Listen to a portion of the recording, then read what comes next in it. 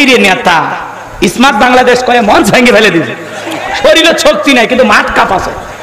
কথা কা ভেলটায় ভেটা কথা বলতো, ঈদের পরে আন্দোলন হবে, ঈদ আসে ঈদ যায়, আন্দোলন হয় না। আছে না? না, এত উন্নয়নে জ্বালা জ্বালা অন্তর জ্বালা আছে। কি মাল গো, কথা কয় না গে। বাংলাদেশের অর্ধেক টাকা এর কাছে আছে, খালি ধরিবের পারলে কাম। কথা কয় না গে। হ্যাঁ, অর্ধেক টাকা। রাস্তাঘাট কে করছে? সেতু মন্ত্রী কে ছিল? তার মানে কি বুঝলেন? অর্ধেক টাকা আছে, অর্ধেক টাকা। কথা কয় না কে। এই টাকা যদি ফেরত আনতে পারেন ওইরকম 200 পদ্মা সেতু বানাতে পারেন। 200 দরকার আছে না নাই? তাহলে আর দুনিয়ার আদালতে যদি এই টাকাটা ফেরত না দেয়, আল্লাহর আদালতে অবশ্যই বিচার হবে, সেদিন সবাই দেখবো। হুজুরের কথা মিথ্যা হবে না, টেনশন নাই, সবাই দেখবো ইনশাআল্লাহ।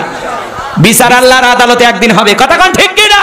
নেতার কথায় রাতকে দিন করা যায়, নিরীহ মানুষকে ধরে ফাঁসির দড়িতে ঝুলানো যায়, আলেমদেরকে হত্যা করা যায়, ইমাম মুয়াজ্জিমের নামে মিথ্যা মামলা দেওয়া যায়, ক্রস ফায়ার দিয়া এদেশের সোনার মানুষদেরকে হত্যা করা যায়। কথা বলেন ঠিক কি না? কারণ নেতা বলেছে তুমি আমার লোক।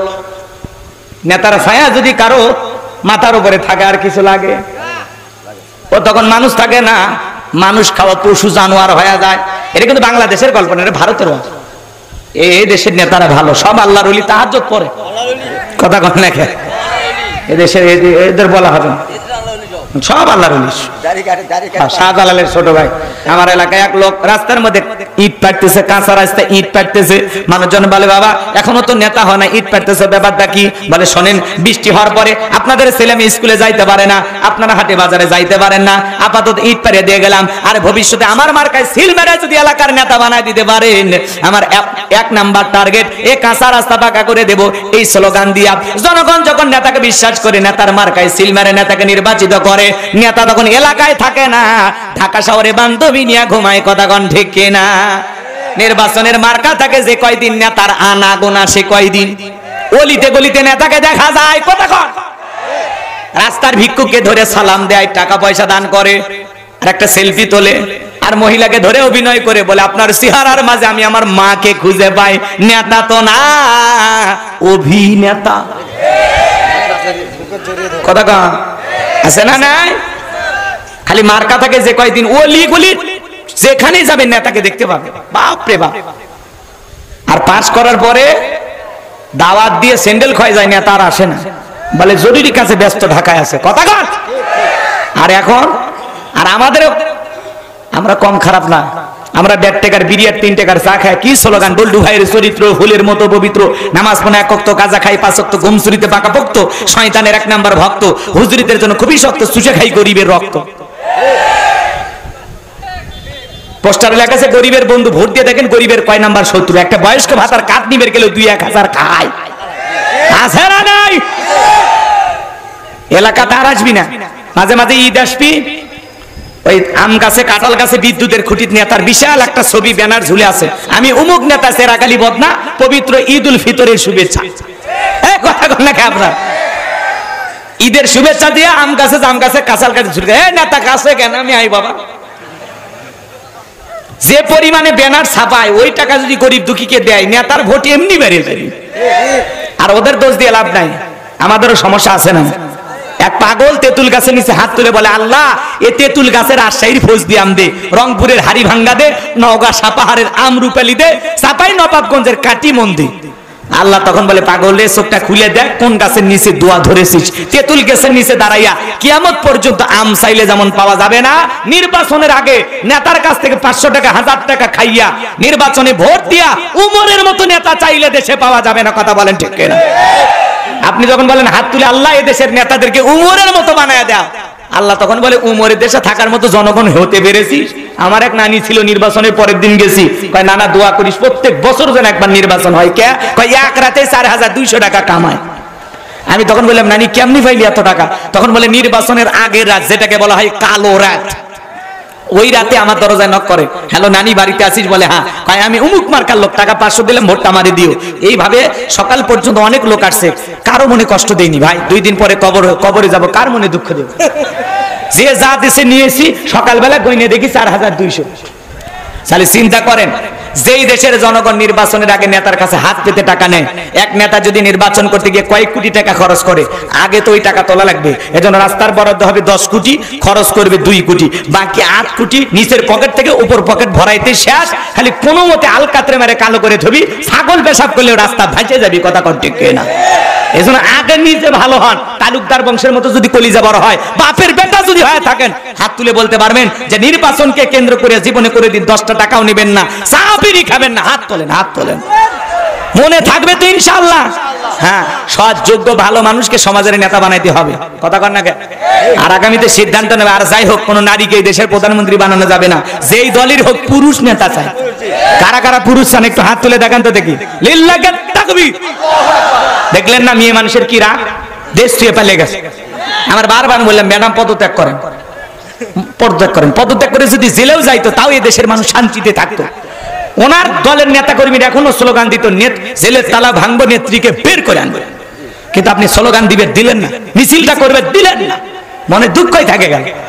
কথা পালিয়ে গেছে। আবার মাঝে মাঝে এখনো কল রেকর্ড ফাঁস হয়। উনি তো আমাদেরকে ছাড়া থাকতে পারে না, মাঝে মাঝে কল দিয়ে খোঁজ খবর নেই। আমি দেশের কাছে আছি, চট করে ঢুকবো।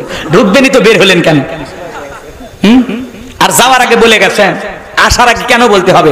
যেদিন মন চায় আপনি আসেন, কোন শুক্র শনি নাই। যেদিন মন চায় আপনি আসেন। এই দেশ আপনার বাবার, এই দেশ আপনার স্বামীর, আপনি আসেন।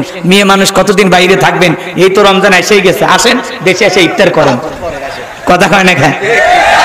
বুবু আইবা, তুমি আইবা গো, সেই দিন আইসা বুবু ক্ষমতা পাইবা না। খোঁজ নাই বুবু কাদের কাকার, অবস্থা খারাপ দরবেশ বাবার, হাও নাঙ্কেল এখন সামনে আসে না। নেতা কর্মী সব জেলের ভিতর, আমি আসি ডরের ওপর, কখন জানি আসে গ্রেফতারি পরোয়ানা। বুবু আহিবা, তুমি আহিবা গো, সেই দিন আইসা বুবু চেয়ার পাইবা না। ক্ষমতার চেয়ার থেকে নামা সহজ, কিন্তু এই চেয়ারে ওঠা কঠিন। কথা কয় না কে? 16 বছর লাগছে চেয়ার ছাড়তে। কথা কন। আর শোনেন, মেয়ে মানুষের রাগ বেশি, জেদ বেশি। দেখেন না, স্বামীর সাথে ঝগড়া লাগে, হাড়ি ফাতিল ভেঙে ফেলে দেয়, স্বামী তুলে আছাড় মারে, রাগ করে সংসার থুয়ে বাপের বাড়ি চলে যায়, রাগ করে 20 কোটি জনগণ থুয়ে এতবার একটা দেশ থুয়ে পাইয়ে গেছে। তাহলে চিন্তা করেন জেদ কোন জায়গায়। বাংলাদেশের অধিকাংশ নারীদের যে ডিভোর্সের ঘটনা, এর পেছনে মূল কারণ হলো জেদ, রাগ। মেয়েরা কথায় কথায় স্বামীর সাথে তর্ক করে, কথা বলে না কেন? মেয়েদের সংসার ভেঙে যাওয়ার পিছনে মূল কারণ কি? জেদ। জেদ। প্রচুর পরিমাণে জেদি মহিলারা মুখে মুখে তর্ক করে, স্বামীকে মূল্যায়ন করতে চায় না। তো স্বামী চিন্তা করে, আমারে দামি দিস না, তোরে রাইকে কি লাভ, চলে যা। কথা কন না? এদিকে খারাপ লাগে নাকি?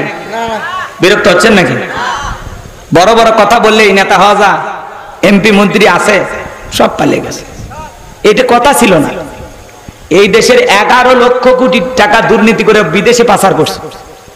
যে পরিমাণে টাকা দুর্নীতি করা হয়েছে, ওই টাকাগুলো এই দেশে থাকলে আমরা পৃথিবীর মোটামুটি উন্নত দেশের মধ্যে আমরাও একটি দেশ হইতাম। কথা কন। খালি লুটে ফুটে খাসে রে ভাই, খালি মাটি থুয়ে গেছে। 93 বিলিয়ন ডলার ঋণের বোঝা বাংলাদেশের মানুষের ঘাড়ের উপরে চাপায়া দিয়ে চলে গেছে। 5-10 কোটি টাকা দামের গাড়ি গ্যারেজে পড়ে আছে, এমপি মন্ত্রী নাই। কথা কন না কেন? আচ্ছা আছে। মন্ত্রীরা সব কোথায় গেল, এমপিরা সব কোথায় গেল, কোথায় কাদের কাকা? ওদের সারা দেশটা এখন লাগে ফাঁকা ফাঁকা। পালাবো না, পালাবো না, পালাবো না, পালাবো না, যাই না তাদের দেখা, ওদের সারা দেশটা এখন লাগে ফাঁকা ফাঁকা। আইনে মন্ত্রী আটকে গেল আইনেরই ফাঁকে, দাড়ি সারা দরবেশটারে ভণ্ড ভণ্ড লাগে। দাড়ি কাটে নৌকে চড়ে পালা যায়, এরা জীবন দেশে তো নৌকে ছাড়েনি। এই দিক দিয়ে এরা ভালো মানুষ। তবে জেলখানায় দীর্ঘদিন থাকার কারণে দরবেশ আবার নতুন করে দাড়ি উঠেছে। কথা কয় না কে? যারা পালিয়ে যাওয়ার সময় দাড়ি কাটতে পারে এদের ঈমান আমল ঠিক আছে। এরা সুবিধাবাদ জিন্দাবাদ, এরা সুবিধাভোগী, এরা খালি ব্যবহার করে। কথা কন, দাড়ি সারা দরবেশটারে ভণ্ড ভণ্ড লাগে। শুনেছি ভাই কত নেতা নেত্রী খাইতেছে ভাই ডান্ডা, বিচারপতি কালামানিকের ফাটিয়েছে নাকি আন্ডা। এটা আমার খবর না, মিডিয়ার খবর। এই বিচারপতি শামসুদ্দিন মানিক আল্লামা সাইদি হুজুরকে মৃত্যুদণ্ডের রায় দিয়েছিল। আমরা বলতে চাই ওই একই ট্রাইব্যুনালে বিচারপতির নামের কুখ্যাত কালামানিককেও মৃত্যুদণ্ডের রায় দিতে হবে, দিতে হবে। ছাত্র আন্দোলনের সবাইকে রাজাকারের বাচ্চা বলে গালি দিয়েছিল, টক শোতে আমার বোনকে অপমান করে রাজাকারের বাচ্চা বলে গালি দিয়েছিল। 116 জন আলেমের তালিকা করে দুদকের কাছে জমা দিয়েছিল। আমার রোল নাম্বার ছিল 23, সিরিয়ালে আমি কত? আপনারা চেনেন না, ওরা ঠিকই চেনেন। কথা কয়, বাতিলদের টার্গেটে পড়া মানে কি দাওয়াত কবুল হচ্ছে, জায়গা মতো গুতে লাগিচ্ছে। হ্যাঁ বোঝে না কি, বোঝেন না কি রাগ করেন? কণ্ঠ আছে যতদিন হক কথা বলবো ততদিন, কে খুশি কে বেজার ওইটা দেখার টাইম নেই।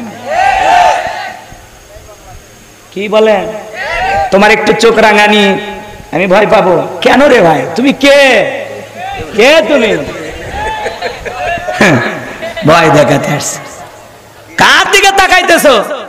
বলে তাকাতাকির দিন শেষ, আগেই ভয় করিনি, এখন তো সরাসরি মারামারি হবে, কথা খুলে মারবো, ভালো হয়ে যায়। ঠিক আছে, আমাকে বলতে দেন, বলতে দেন।